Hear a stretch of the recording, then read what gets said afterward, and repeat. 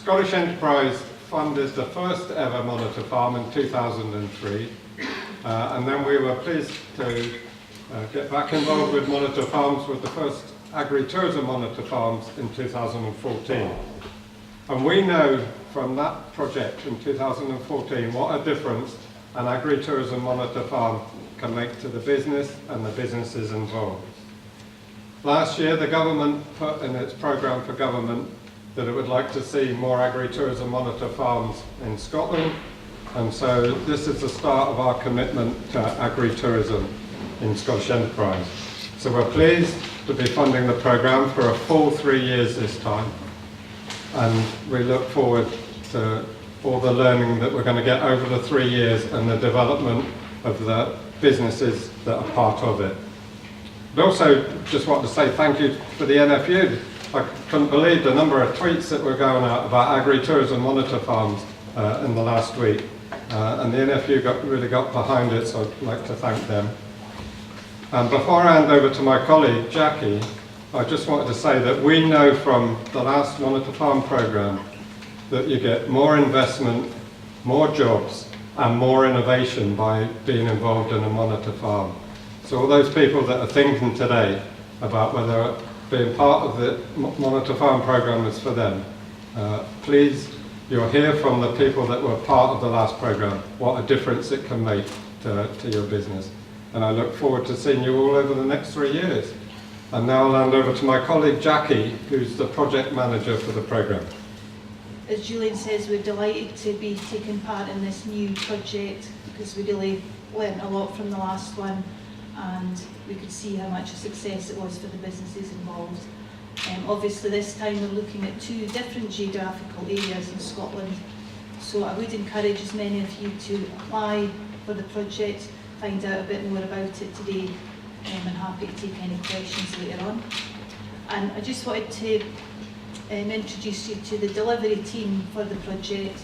Caroline Millar from the Hideaway Experience is the main facilitator for both farms, and she delivered the last project, so she's got lots of experience from before and also running her own agritourism business.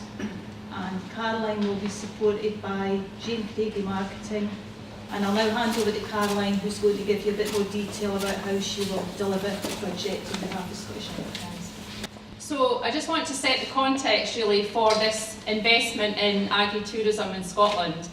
So in November I was really fortunate to speak at the world's first global agritourism conference, which brought together people from 42 different countries involved in agritourism.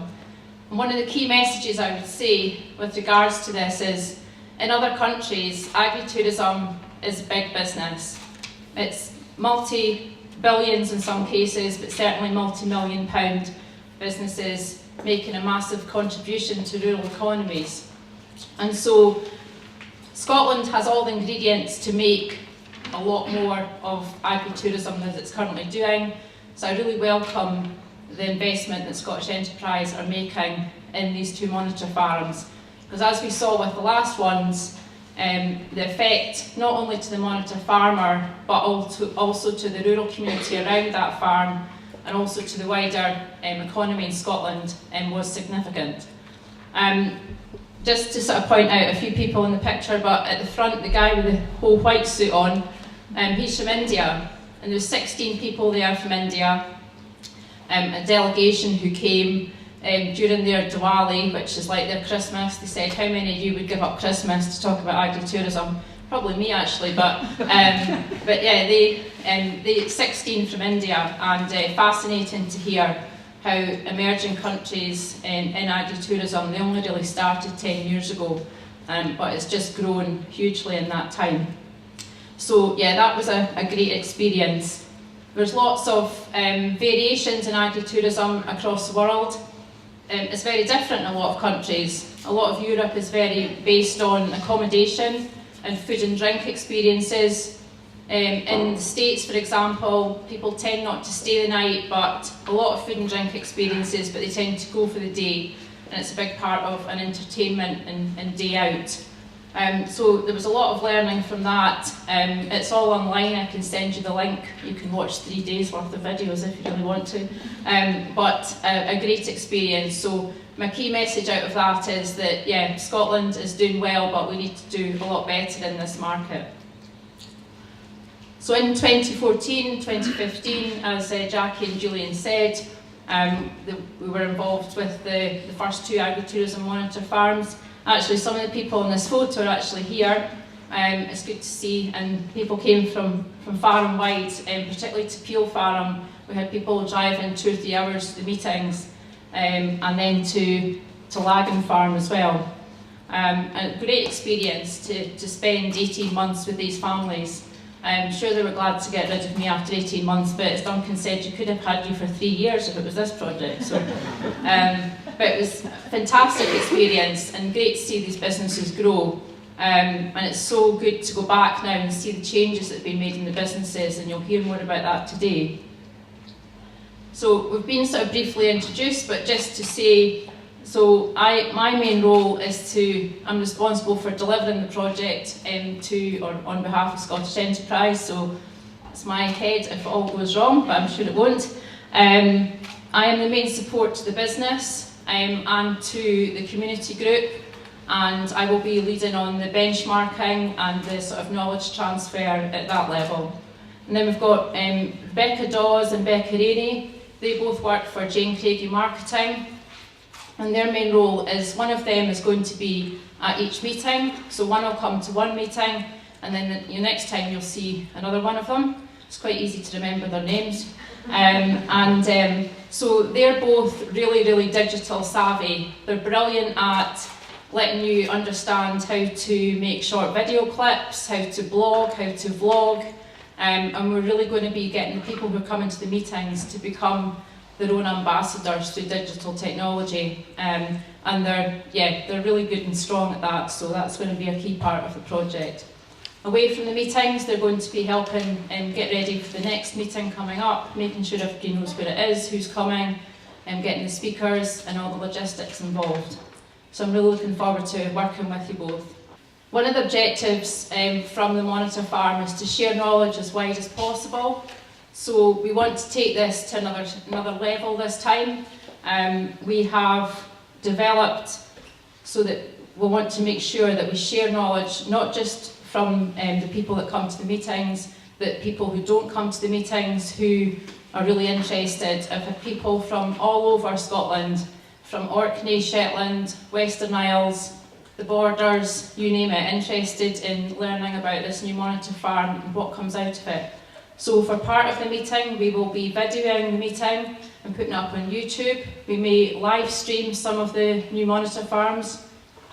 We'll be releasing fact sheets, which we'll be sharing with anybody on a mailing list across Scotland.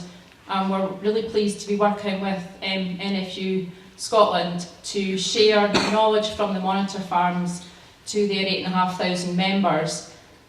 Part of the reason for doing that is we want to encourage and give information to as many farmers who are not currently in tourism, to make them really knowledgeable and aware about what opportunities there are for tourism and to see if it's right for them or not.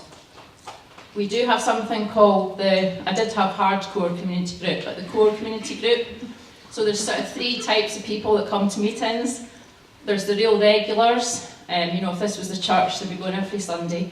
But the ones that come every time, they're great. These people, they get to know each other really well. They support the Monitor Farmer, and they support each other. So they're really the core. And this time in this Monitor Farm, they'll be getting additional support. They'll be able to access additional consultancy support from myself. I'm actually going over to Canada in March to do some work there. And what they do in Canada is the facilitator comes and stays a night with a different business each time there's a meeting on. So if you're able to put up with hosting me for an evening, you get to have me for a whole night. That sounds really bad actually, but anyway, you get the general picture. Discussing things over dinner in your business, so we're going to try something different this time. The next lot of people really are people that regularly come to the meetings. They might come to every second or third meeting, And then there's people who might drive 4 hours from Caithness because they're interested in digital marketing. So they're very welcome as well, but that's basically how the sort of makeup of meetings works, but a lot more support to get the communications and the knowledge out to as many people as possible. I've just touched on this there, but yeah, that's what I was talking about, just supporting the community group to grow really. Communications, please get in touch with us and follow us, sign up for our e-news so that you can know when all the meetings are. There'll be one meeting in the east, for example, like in March, and then the west one will be in April, so there'll be a meeting every single month. So depending on your geography, depending on where the monitor farms end up being, you might want to go to every single meeting every month. You might go to 2 monitor farms, or you might chop and choose between either of them. We'll be recording, as I say, quite a lot of the meeting and putting it on YouTube. We will have our website live in March, where all the fact sheets, all the information, all the downloads to do with the meetings will be. We've got a Facebook page, and we'll also have a closed Facebook page for people. We'll discuss at the time whether that monitor farm just wants one for that particular monitor farm, or whether the 2 monitor farms together want a closed Facebook page where people can share information with each other. Please follow us on Twitter and Instagram, and we'll be having some articles in the Scottish Farming Leader. So Andrew, you're going to know so much about agritourism soon, it's going to be unreal. The application process, so we already have received applications. The application process is an online process. I've been tracking how long people have been taking to complete the application. It's been about between 10 and 15 minutes, so it's not an onerous application.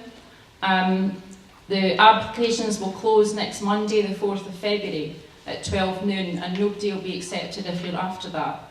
So I would encourage you to apply. We're expecting a whole range of different businesses to apply, and it's a really, go for it, I would say. If you would like to speak to me before you apply, if you've got any questions, you can do so today, or you can give me a call. After that, I will be probably calling you when I've received your application, if there's any questions, and then we'll be shortlisting Wednesday the 6th of February. And then after that, the 3 shortlisted monitor farmers, or potential monitor farmers, will have a visit. There'll be 3 in the east visited in one day, and there'll be 3 in the west visited in another day, and then we'll be announcing the successful monitor farmers at the end of February. So I'm delighted that the Fiona Richmond, who is at the back there, Fiona from Scotland Food and Drink, Fiona is also the main project manager for food tourism delivery in Scotland. So Fiona and Scott Walker from NFUS will be joining myself and Jackie in the shortlisting and the interview process. So applicants should be able to demonstrate they wish to grow their business. We're looking for people that are ambitious to grow their business. They might not know how to. They might only have been an agritourism farm for a year or 6 months, or they might have been in business for 20 years, but they need to be ambitious about the future and want to make investment. That doesn't mean to say you have to have 2 million sitting in the bank. You might have 5 pence, but if you apply to be the monitor farmer, we might help you to try and support you and to try and access funds to grow your business. You have to be committed to taking part for 3 years, and you'll be able to host 6 meetings per year, either on your farm or nearby. It might have some meetings might be off-site and some meetings might be on the farm. It's really important that you're open and you're willing to share data. So, you don't have to share absolutely everything, but there'll be things that will be confidential between myself and your family, and then there'll be other things which we'd expect you to share, like your turnover, your profitability in different areas with everybody. And we're expecting through the core community group to share quite a lot of information eventually through benchmarking. We wish to look for people who are really keen to develop new customer experiences, developing the customer experience and not just having people come to stay with you, for example, who go to a self-catering cottage and have no interaction with the farmer whatsoever. We're wanting to develop a really rich customer experience for tourists and to see how you can financially benefit from doing that. We also want to look at applicants who really want to develop a food and drink offering. And we also want to find people who have got good relationships with others in the local community who will support them and will come along to the meetings. So after selection, once we've selected the successful applicants, there'll be a one-to-one business review from myself. We will identify key opportunities and issues for the business, and then when we have the first meeting, I will bring to that meeting a sort of list of 6 opportunities and 6 challenges in the business. But what we'll do is we'll make sure the community group that come to that meeting also share these same challenges. So if the monitor farmer's got some weird brainwave or something that they want to pursue, but nobody else thinks that's important, we'll stick to the things initially that benefit the most people at the start.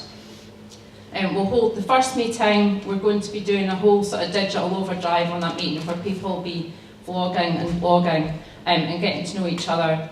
And then we'll set the dates for 2019, and they will all go up on Eventbrite so people can get them in their diaries.